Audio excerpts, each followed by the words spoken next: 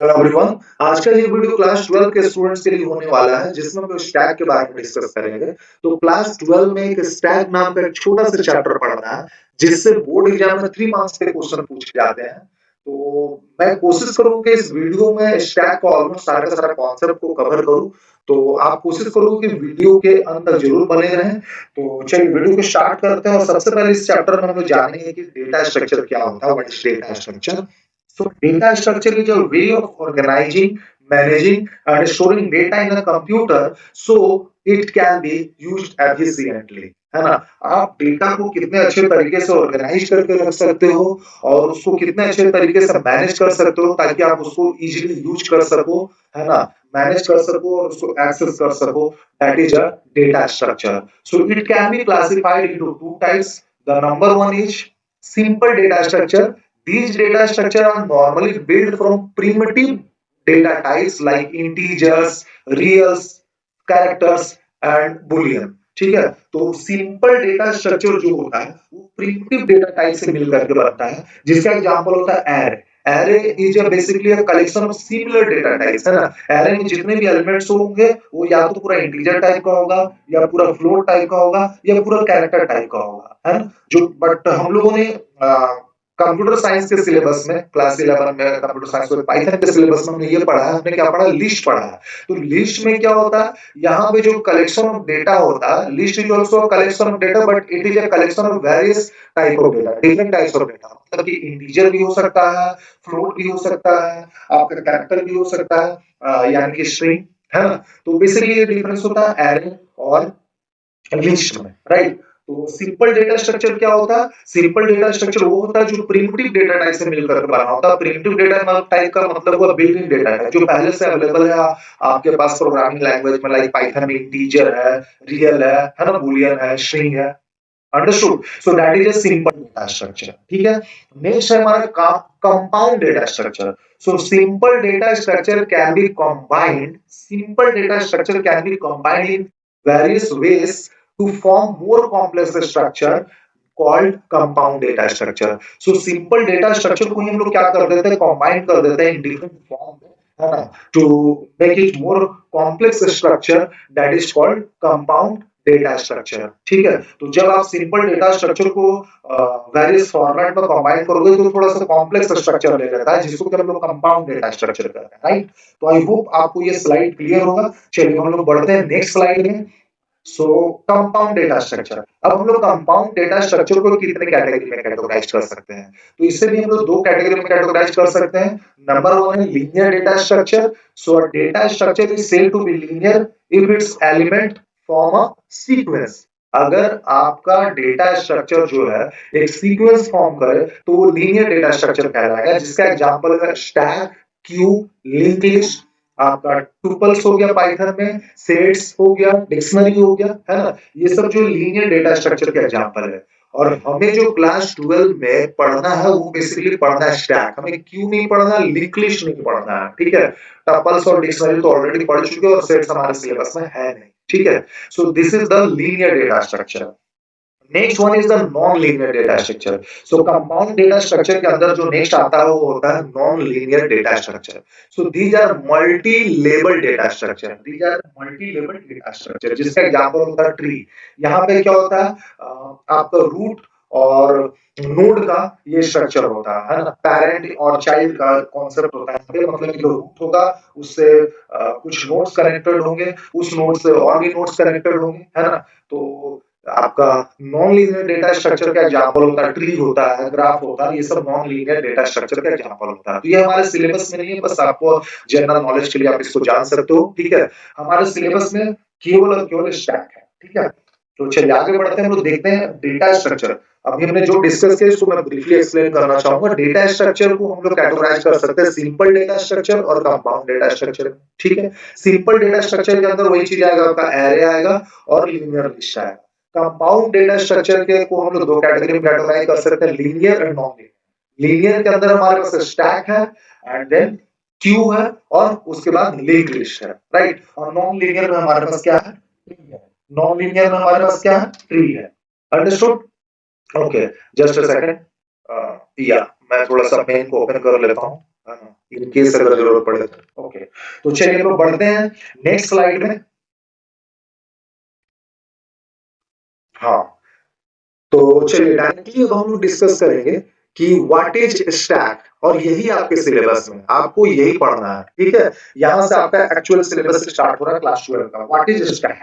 So stack is a collection of data items, है ना। तो देखिए अभी जो भी हम लोग डेटा स्ट्रक्चर की बात करें वो बेसिकली होगा क्या, वो कलेक्शन ऑफ डेटा आइटम्स ही होगा, है ना। So stack is a collection of data items that can be accessed at only one and.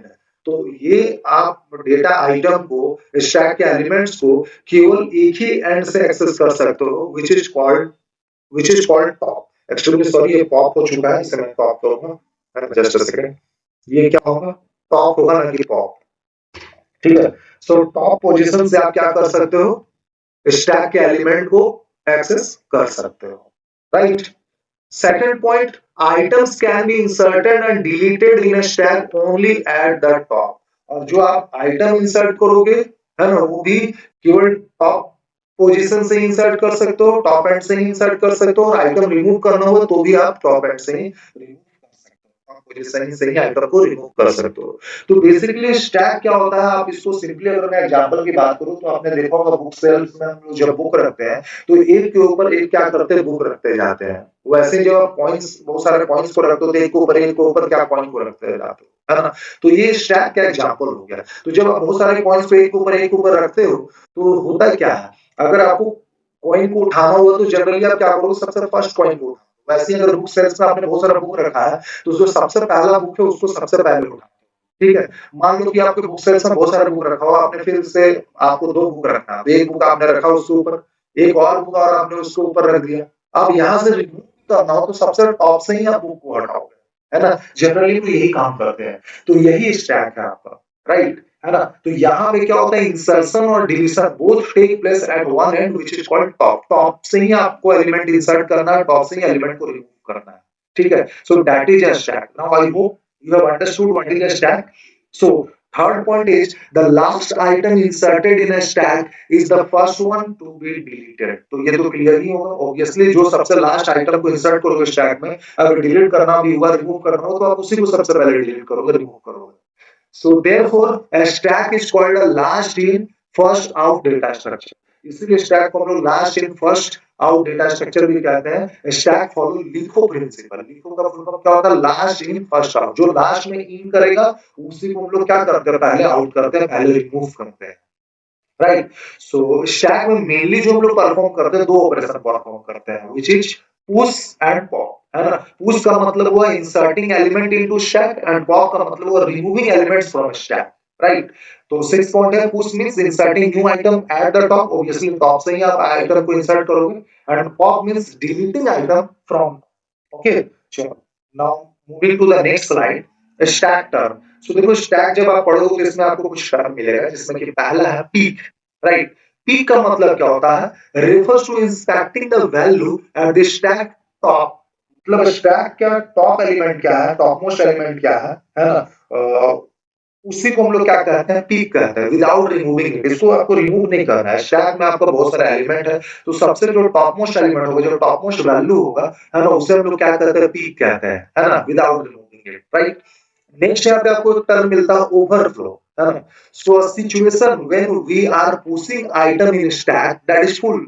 अगर मान के चलो कि आपका स्टैक क्या है, स्टैक फुल, और उसमें आप क्या कर रहे हो, कोशिश करो आइटम इंसर्ट करने का, ठीक है। तो ऐसे सिचुएशन को हम लोग ओवरफ्लो कहते हैं, इसको हम लोग एक्सेप्शन एरर भी कहते हैं। तो if your stack is full and you are trying to push item into your stack which is already full, okay, then this situation is called overflow. लेकिन देखो पाइथन के केस में क्या होता है, पाइथन में हम लोग स्टैक को इंप्लीमेंट करते हैं लिस्ट, और लिस्ट जो होता है वो डायनेमिक इन नेचर होता है, सो इट कैन ग्रो। तो यहाँ पे जनरली ओवरफ्लो का सिचुएशन नहीं आता है। हाँ, एक स्पेशल केस है पाइथन में, आपको ओवरफ्लो का सिचुएशन कब आ सकता है, ये आ सकता है रिकर्सन के केस में, है ना। It usually occurs with recursion, but basically list based stack में क्या होता है, ओवरफ्लो का सिचुएशन नहीं आता है। है ना? लेकिन दूसरी प्रोग्रामिंग लैंग्वेज लाइक सी, सी प्लस प्लस, जावा, ये क्या है, स्टैटिक टाइप प्रोग्रामिंग लैंग्वेज है। पाइथन हमारा डायनामिक टाइप प्रोग्रामिंग लैंग्वेज है। तो स्टैटिक टाइप प्रोग्रामिंग लैंग्वेज में क्या होता है कि हम लोग जो है ना वेरिएबल का डेटा टाइप पहले ही डिक्लेयर करते हैं, उसका साइज भी पहले ही डिफाइन कर देते हैं बिफोर यूजिंग इट। ठीक है? तो अब फॉर एग्जांपल मान लो कोई वेरिएबल का आपने, कोई डेटा का आपने साइज पहले ही डिफाइन कर दिया, मान लो 10।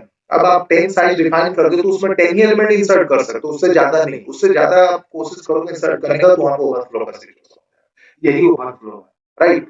अंडरफ्लो का क्या होता है? A situation when we are popping item from empty stack. आपका स्टैक खाली है ना? यहाँ पे पाइथन में हम लोग स्टैक को इंप्लीमेंट करेंगे लिस्ट के थ्रू, है ना? तो स्टैक का मतलब लिस्ट ही समझ सकते हो। तो आपका लिस्ट एम्प्टी है और आप क्या कर रहे हो उसमें, वहां पे आप क्या कर रहे हो, एलिमेंट को रिमूव करने का कोशिश कर रहे हो, पॉप करने का कोशिश कर रहे हो। तो ऐसी सिचुएशन को हम अंडरफ्लो कहते हैं, राइट? तो एग्जाम में आपसे पूछा जा सकता है what do you mean by peak, what is overflow, what is underflow, है ना? तो वहां पे आप इस चीज को स्पेसिफाई करोगे। तो आई होप आपको ये स्लाइड भी क्लियर होगा। चलिए हम लोग बढ़ते हैं नेक्स्ट स्लाइड में, स्टैक एप्लीकेशन। ठीक है? स्टैक को हम लोग कहाँ-कहाँ पे देख सकते हैं, कहाँ-कहाँ पे इसका स्टैक एप्लीकेशन में यूज़ होता है। तो आपने देखा होगा undo option in different apps, है ना? डिफरेंट ऐप्स में, एप्लीकेशन सॉफ्टवेयर में आपको अनडू का ऑप्शन मिलता होगा। तो वहाँ पे क्या होता है, जो आप रिसेंटली टास्क परफॉर्म करते हो, सबसे पहले वही रिमूव होता है ना? तो last action is stored and removed when you undo. That is the application of stack. Another is the back button in browser, है ना? तो डिफरेंट ब्राउज़र्स में भी आपको बैक बटन मिलता है। तो यहाँ पे भी pages are stored in stack. Stack के फॉर्मेट में पेजेस स्टोर होता है। जो सबसे रिसेंट करंटली ओपन पेज होता है, वही सबसे पहले यहाँ पे रिमूव होता है, हटता है ना? वहीं इसका दूसरा आप एप्लीकेशन देख सकते हो, तीसरा application checking brackets like parenthesis हो गया, कर्ली ब्रैकेट हो गया, स्क्वायर ब्रैकेट हो गया। So here also stack helps match opening and closing brackets. Opening और क्लोजिंग ब्रैकेट्स को मैचिंग करने में यहाँ पे भी स्टैक का एप्लीकेशन यूज होता है ना? नेक्स्ट है सॉल्विंग पजल्स लाइक मैजिक और सुडोकू, है ना? तो stack helps go back to the previous steps here also. Then next are function calls in Python. Python uses stacks to manage which function runs first and last. तो function calls में भी आपका stack application use होता है कि भाई कौन से फंक्शन को पहले रन करना है, किसको बाद में रन करना है, right? So these are the stack application, है ना? इसके अलावा भी बहुत सारे एप्लीकेशन, बट हम लोग बेसिकली 5 एप्लीकेशन के बारे में बात करते हैं अभी, ठीक है? चलिए, तो देखिए हम लोग थ्योरेटिकल पोर्शन कंप्लीट कर चुके हैं। अब हम लोग आते हैं प्रैक्टिकल पार्ट में और हम लोग देखेंगे कि यूजिंग लिस्ट हम लोग स्टैक को कैसे इंप्लीमेंट कर सकते हैं। तो देखिए सबसे पहले यहाँ पे मैं इस प्रोग्राम में, हम लोग प्रोग्रामिंग पार्ट में आते हैं, प्रैक्टिकल पार्ट में मैं यहाँ पे आपको क्या बताने वाला हूँ। सबसे पहले मैं बताऊंगा कि कैसे आप स्टैक में एलिमेंट को पुश कर सकते हो। ठीक, मैंने एक फंक्शन डिफाइन करके रखा, पॉप के लिए कैसे आप स्टैक से एलिमेंट को पॉप कर सकते हो, है ना? पीक का कैसे हम इंस्पेक्शन करेंगे और कैसे हम लोग ट्रैवर्स कर सकते हैं, how we can print each element one by one. ठीक है? तो ये बेसिकली 4 ऑपरेशन हम लोग स्टैक का भी देखेंगे।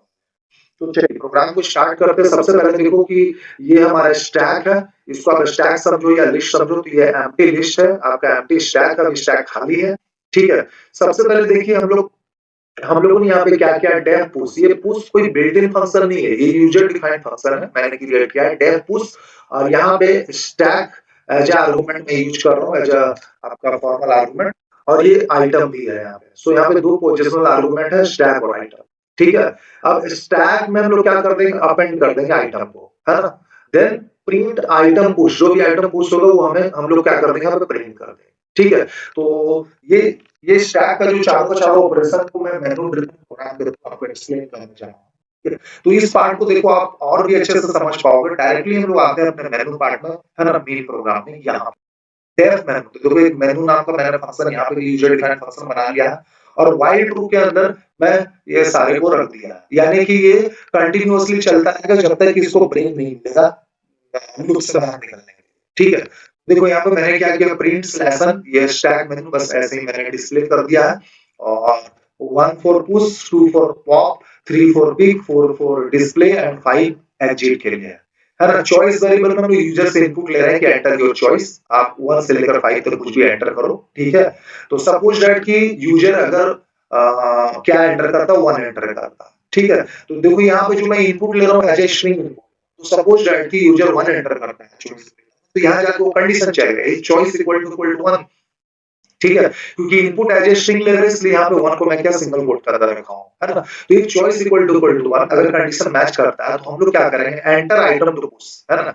जिस आइटम को आपको पुश कराना है स्टैक में वो हम लोग इनपुट लेंगे यूजर से, और यहाँ पे हम लोग फंक्शन को कॉल करेंगे पुश स्टैक कॉमा आइटम, है ना। तो स्टैक को हम लोग क्या कर रहे हैं, फंक्शन के बाहर हमने डिफाइन किया है ना, तो ऑटोमेटिकली वो चला जाएगा और आइटम अभी आप इनपुट लिए, है ना। तो ये सीधा देखो यहाँ पे स्टैक आने वाला है, स्टैक फिलहाल अभी क्या है, एम्प्टी है ना। ये ग्लोबली हमने इसे डिक्लेयर किया तो स्टैक एम्प्टी, यहाँ पे एम्प्टी स्टैक आ जाएगा स्टैक वेरिएबल में, और यहाँ पे आइटम में सपोज आपने 10 एंटर किया तो 10 यहाँ पे।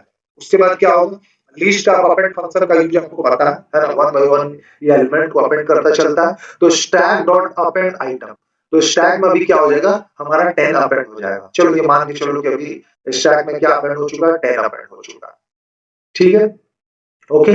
अभी भी क्या होगा, हमारा ये व्हाइल लूप रन करेगा, फिर से आपको ये मेनू दिखेगा, है ना, व्हाइल लूप के अंदर ये मेनू फिर से आएगा, है ना, 1 फॉर पुश 2 फॉर पॉप, है ना। तो suppose that enter your choice, फिर से हमने क्या कर दिया, 1 एंटर कर दिया, फिर से कंडीशन मैच करोगे चॉइस इक्वल टू 1, तो एंटर आइटम टू पुश, इस बार सपोज आप 20 एंटर करो, फिर से आपने फंक्शन को कॉल किया, है ना, स्टैक। तो स्टैक में क्या अभी ये वाला स्टैक जाएगा जिसमें 10 है और 20 भी आप पुश करना चाहते हो, तो यहाँ पे स्टैक आया जिसमें कि आपको 10 ऑलरेडी है और आइटम में 20 आया, स्टैक डॉट अपेंड आइटम, अब उसी स्टैक में क्या करो, 20 अपेंड करो, ठीक है।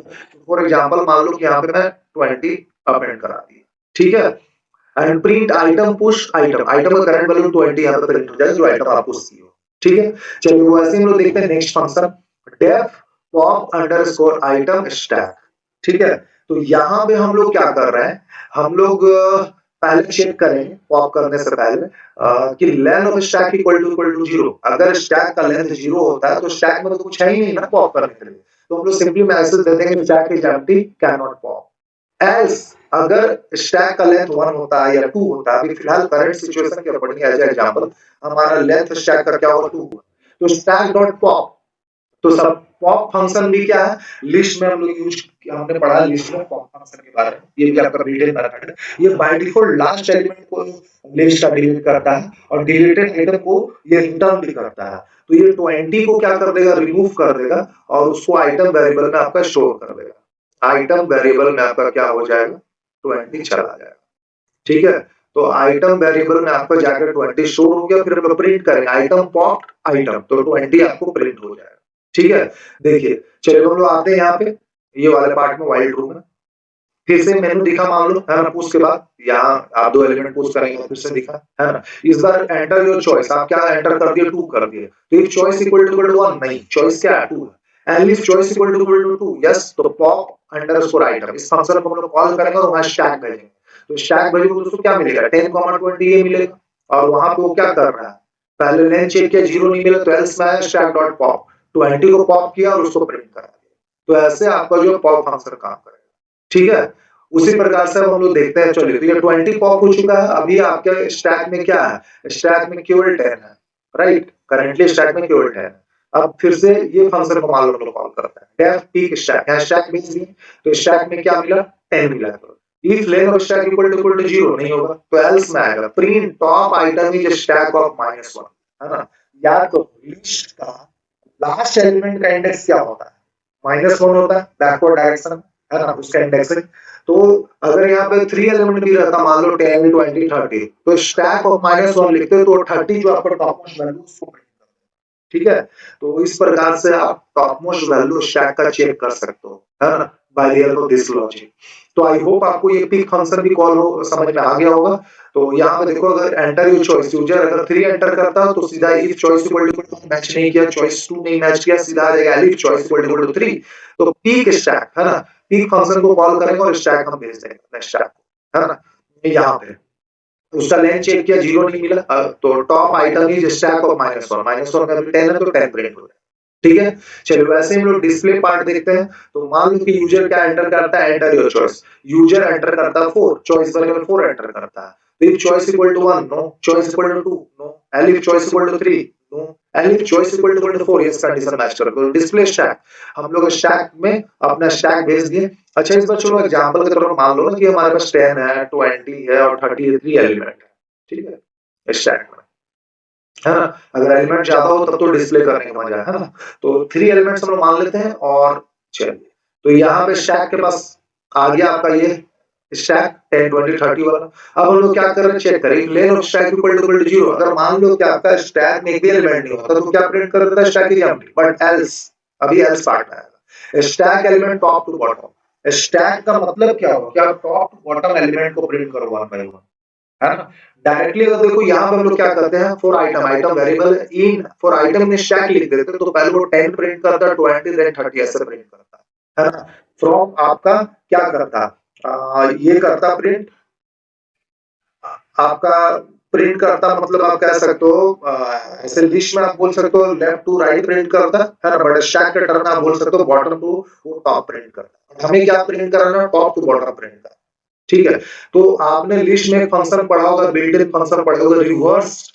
तो ये रिवर्स क्या कर देगा, स्टैक के एलिमेंट को रिवर्स कर देगा, है ना। मतलब अभी क्या है 10 20 30 है, तो यहाँ पे क्या आ जाएगा 30 20 10। अब फॉर आइटम इन उस रिवर्स वाले लिस्ट में जाओगे तो सबसे पहले क्या 30 को एक्सेस करोगे, 30 को ट्रैवर्स करोगे, तो प्रिंट आइटम, तो सबसे पहले क्या होगा 30 प्रिंट हो जाएगा, ठीक है। फिर से आ गया फॉर आइटम इन रिवर्स, इस बार क्या मिला 20, तो प्रिंट आइटम 20 प्रिंट हो जाएगा। फिर से गया फॉर आइटम इन रिवर्स, तो इस बार क्या मिला आपको 10, तो प्रिंट आइटम, तो इस बार 10 प्रिंट हो जाएगा। फिर से गया फॉर आइटम इन रिवर्स, अब कोई एलिमेंट बचा नहीं एक्सेस करने, तो लूप फॉल्स हो जाएगा, ठीक है। तो ये आपका डिस्प्ले फंक्शन यहाँ पे रुक जाएगा, ठीक है। वैसे हम लोग समझते हैं कि मान लो एंटर चॉइस में यूजर जो है 5 एंटर करता है, तो चॉइस इक्वल टू 1 से नहीं मैच करता, 2 से नहीं करता, 3 से नहीं करता, सीधा 4 से मिलता है। चॉइस सॉरी 5 से मिलता है, चॉइस इक्वल टू 5, यस। तो यहाँ सिंपली मैंने मैसेज दे दिया एग्जिटिंग द प्रोग्राम, मतलब प्रोग्राम से बाहर निकल रहे हैं, और ब्रेक, ये ब्रेक क्या करेगा, इस व्हाइल लूप से आपको बाहर निकाल देगा, ठीक है। और फिर प्रोग्राम रुक जाएगा। अगर यूजर 1 2 3 4 5 के अलावा मान लो 6 7 8 9 10 कोई और वैल्यू एंटर कर देता है, 0 एंटर कर देता है, तो सीधा एल्स पार्ट रन करेगा और यहाँ पे उसको मैसेज मिलेगा invalid choice, please enter a number from 1 to 5, ठीक है। और यहाँ से मैंने मेन मेनू को कॉल कर दिया है, मेनू है रन द मेनू, इस मैंने मेनू फंक्शन को कॉल, इसी मेनू फंक्शन के अंदर से मैं सारे फंक्शन को कॉल, ठीक है। तो आई होप आपको ये प्रोग्राम समझ में आ गया होगा। तो चलिए जल्दी से मैं इसे एग्जीक्यूट करके रन करके आपको दिखा देता हूँ, ताकि आपको और भी ज्यादा क्लियरिटी मिले, है ना। तो चलिए मैं प्रेस करूंगा F5 की, और ये देखो ये हमारा मेनू आ चुका है, stack menu, pop push peek display exit.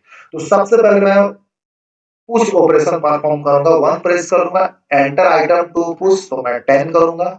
फिर से मैं करूंगा 1, एंटर आइटम टू पुश, तो 55 करूंगा। फिर से मैं 1 करूंगा, एंटर आइटम टू पुश, तो इस बार 20 करूंगा। फिर से मैं 1 प्रेस करूंगा, एंटर आइटम टू पुश, तो इस बार मैं 30 करूंगा, है ना। अगेन मैं 1 करूंगा, फिर से मैं 30 करूंगा, सेम एलिमेंट को भी हम लोग बार बार इंसर्ट कर सकते हैं, ठीक है। तो क्योंकि ये व्हाइल लूप के अंदर है, इसलिए बार बार ये क्या कर रहा है, आपको मेनू शो कर रहा है, और सेम फंक्शन को बार बार कॉल कर सकते हैं, ठीक है। तो अब मैं क्या करता हूँ, पॉप करके देखता हूँ। तो मैं 2 प्रेस करूंगा, तो देखो लास्ट एलिमेंट क्या 30 इंसर्ट किया, वो पॉप हो जाएगा। अच्छा चलो पॉप से पहले हम डिस्प्ले करते हैं फिलहाल क्या स्टेटस है हमारे स्टैक का। तो देखो हमारे पास स्टैक में क्या 30 30 20 और 55 और 10, यहाँ पे देखो, है ना। यहाँ पे देखिए क्या 30 30 20 55 और 10, ये हमारे पास स्टैक में ये सारे एलिमेंट्स हैं, राइट। चलिए तो अब मैं पॉप करूंगा, तो सबसे टॉप मोस्ट एलिमेंट क्या है, 10 है ना। तो टॉप से ही आपका एलिमेंट रिमूव होता है, तो 10 रिमूव होना चाहिए, तो आइए मैं 2 प्रेस करूंगा, एंटर की चॉइस 2। तो देखो आइटम पॉप 30 प्रिंट हो चुका है। अभी भी टॉप में क्या है 30 है, तो फिर से मैं अगर 2 प्रेस करूं, तो देखो क्या होगा, आइटम पॉप 30 आपका पॉप हो चुका है, ठीक है।